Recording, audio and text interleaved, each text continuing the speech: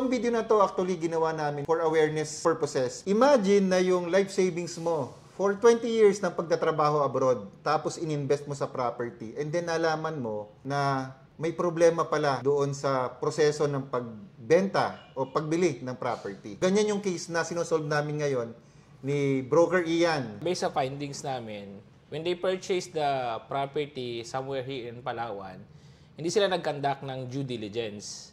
Hindi nila chinek yung mga dokumento kung sakaling bibilihin ba nila ito, matatransfer ba nila sa pangalan nila. Binili nila yung property ng hindi sila nag-investigate. Sa sobrang excitement na makabili ng property doon sa isang magandang lugar, mayroon silang hindi ginawa na process, which is yun yung mag-hire ng expert to conduct a due diligence para ma-make sure na yung pera na i-invest nila o yung pangbabayad nila sa property is talagang magiging worth it. At yung pinag-usapan natin ditong pera is hindi small amount.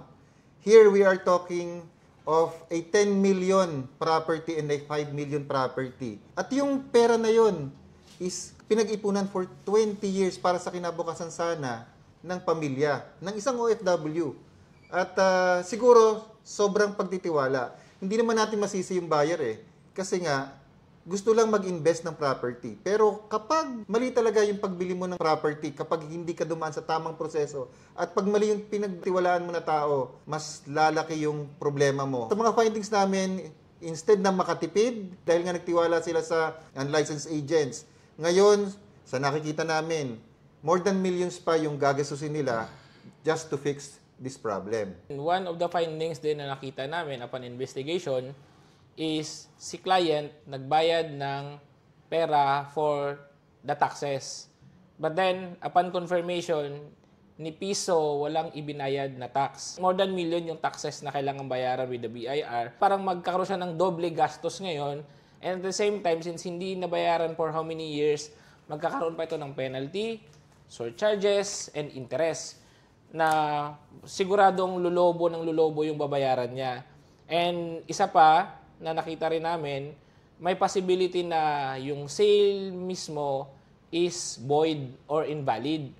Kasi yung title ng property na binili nila is merong restriction or prohibition na 5 years and 25 years from the date kung kailan ito na nag-grant sa original owner, hindi pwedeng ibenta ang property. Ang pagbili po ng property ay hindi simple.